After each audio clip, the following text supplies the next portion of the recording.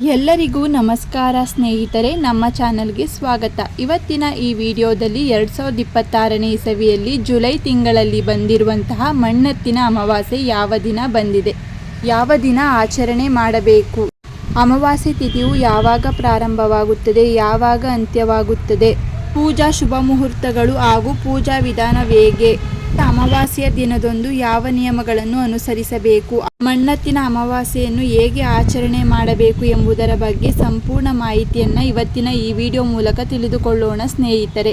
2026ರಲ್ಲಿ ಮಣ್ಣೆತ್ತಿನ ಅಮಾವಾಸ್ಯೆಯು July 14ನೇ ತಾರೀಕು ಮಂಗಳವಾರದಂದು ಆಚರಣೆ ಮಾಡಲಾಗುತ್ತದೆ.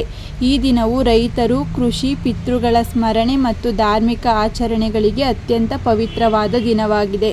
ಸ್ನೇಹಿತರೆ, ಮಣ್ಣೆತ್ತಿನ ಅಮಾವಾಸ್ಯೆ ದಿನವು ಹಿಂದೂ ಧರ್ಮ ಮತ್ತು ಕೃಷಿ ಸಂಸ್ಕೃತಿಯಲ್ಲಿ ಈ ದಿನಕ್ಕೆ ವಿಶೇಷವಾದ ಅಪಾರವಾದ ಮಹತ್ವವಿದೆ. ಮಣ್ಣೆತ್ತಿನ ಅಮಾವಾಸ್ಯೆಯ ಆಚರಣೆ ಜುಲೈ 14ನೇ ತಾರೀಕು 2026ರಂದು ಮಂಗಳವಾರ ಆಚರಣೆ ಮಾಡುತ್ತೇವೆ.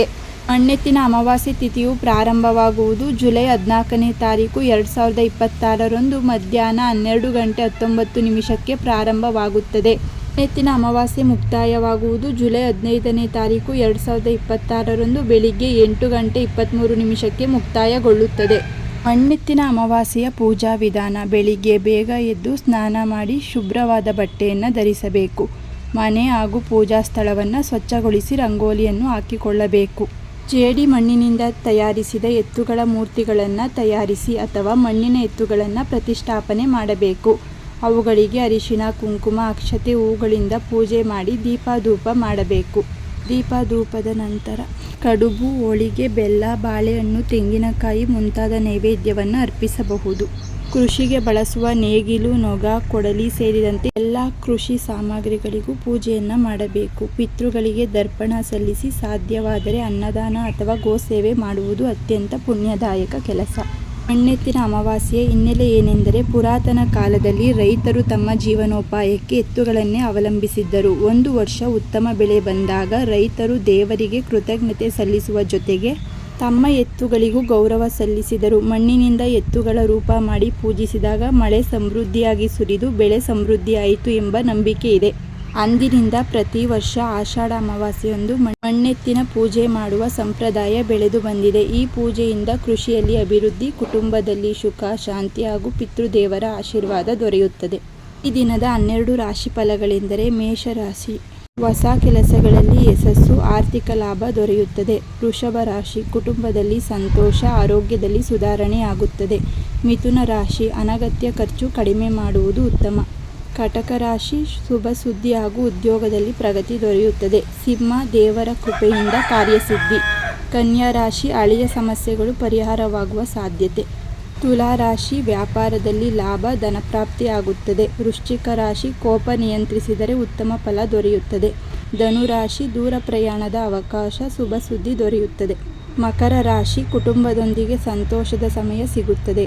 ಕುಂಭ ರಾಶಿ, ಹೊಸ ಆದಾಯದ ಮೂಲಗಳು ದೊರೆಯಬಹುದು. ಮೀನರಾಶಿ, ಲಕ್ಷ್ಮೀ ಕೃಪೆಯಿಂದ ಮನೆಯಲ್ಲಿ ಶುಭ ಕಾರ್ಯಗಳ ಯೋಗ. ಈ ದಿನ ಮಾಡಬೇಕಾದ ಪುಣ್ಯ ಕಾರ್ಯಗಳು: ಪಿತೃದರ್ಪಣ, ಗೋಪೂಜೆ ಅಥವಾ ಗೋಸೇವೆ, ಮಣ್ಣೆತ್ತಿನ ಪೂಜೆ, ಕೃಷಿ ಪರಿಕರಗಳಿಗೆ ಪೂಜೆ, ಕೃಷಿ ಸಾಮಗ್ರಿಗಳಿಗೆ ಪೂಜೆ, ಅನ್ನದಾನ ಮತ್ತು ದಾನ ಧರ್ಮ ಮಾಡುವುದು, ದೀಪ ಹಚ್ಚಿ ದೇವರ ಪ್ರಾರ್ಥನೆ ಮಾಡುವುದು.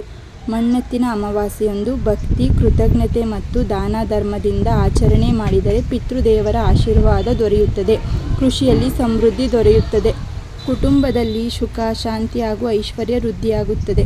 ಧಾರ್ಮಿಕ ಮತ್ತು ಆಧ್ಯಾತ್ಮಿಕ ಮಹತ್ವವೆಂದರೆ ಪಿತೃದರ್ಪಣ: ಈ ದಿನ ಪೂರ್ವಜರ ಆತ್ಮಗಳಿಗೆ ಶಾಂತಿ ಸಿಗಲೆಂದು ನದಿ ಅಥವಾ ಪವಿತ್ರ ಜಲಮೂಲಗಳಲ್ಲಿ ಸ್ನಾನ ಮಾಡಿ ಪಿತೃದರ್ಪಣ ಹಾಗೂ ಶ್ರಾದ್ದವನ್ನು ವಿಧಿಸಬಹುದು.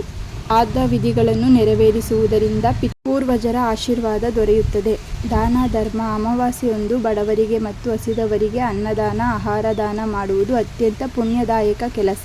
ನಕಾರಾತ್ಮಕ ಶಕ್ತಿ ನಿವಾರಣೆ: ಮನೆಯನ್ನು ಸ್ವಚ್ಛಗೊಳಿಸಿ ಕತ್ತಲನ್ನು ದೂರ ಮಾಡುವ ದೀಪವನ್ನು ಹಚ್ಚಿ ಪೂಜಿಸುವುದರಿಂದ ನಕಾರಾತ್ಮಕ ಶಕ್ತಿಗಳು ದೂರವಾಗಿ ಧನಾತ್ಮಕ ಶಕ್ತಿ ನೆಲೆಸುತ್ತದೆ. ಸ್ನೇಹಿತರೆ, ಇವತ್ತಿನ ಈ ವಿಡಿಯೋದಲ್ಲಿ 2026ರ ಮಣ್ಣೆತ್ತಿನ ಅಮಾವಾಸ್ಯೆ ಜುಲೈ ತಿಂಗಳಲ್ಲಿ ಯಾವಾಗ ಬಂದಿದೆ, ಯಾವ ದಿನ ಬಂದಿದೆ, ಈ ದಿನ ಹೇಗೆ ಆಚರಣೆಯನ್ನು ಮಾಡಬೇಕು, ಪೂಜಾ ವಿಧಾನವೇನು, ಹೇಗೆ ಈ ದಿನ ಪೂಜೆಯನ್ನು ಮಾಡಬೇಕು ಈ ದಿನ ಯಾವ ನಿಯಮಗಳನ್ನು ಅನುಸರಿಸಬೇಕು ಎಂಬ ಎಲ್ಲ ಮಾಹಿತಿಯನ್ನು ಸಂಪೂರ್ಣವಾಗಿ ಇವತ್ತಿನ ಈ ವಿಡಿಯೋ ಮೂಲಕ ತಿಳಿಸಿದ್ದೇವೆ ಸ್ನೇಹಿತರೆ. ಇವತ್ತಿನ ಈ ಮಾಹಿತಿ ನಿಮಗೆ ಇಷ್ಟವಾಗಿದ್ದಲ್ಲಿ ಈ ವಿಡಿಯೋವನ್ನು ಲೈಕ್ ಮಾಡಿ, ಹಾಗೆ ನಿಮ್ಮ ಫ್ಯಾಮಿಲಿ ಮತ್ತು ಫ್ರೆಂಡ್ಗೆ ಶೇರ್ ಮಾಡಿ. ಇದೇ ರೀತಿಯ ಮತ್ತಷ್ಟು ಮಾಹಿತಿಗಾಗಿ ನಮ್ಮ ಚಾನಲನ್ನು ಸಬ್ಸ್ಕ್ರೈಬ್ ಮಾಡಿಕೊಳ್ಳಿ. ಮತ್ತೆ ಸಿಗೋಣ ಮತ್ತೊಂದು ಮಾಹಿತಿಯ ಮೂಲಕ. ಎಲ್ಲರಿಗೂ ಧನ್ಯವಾದಗಳು.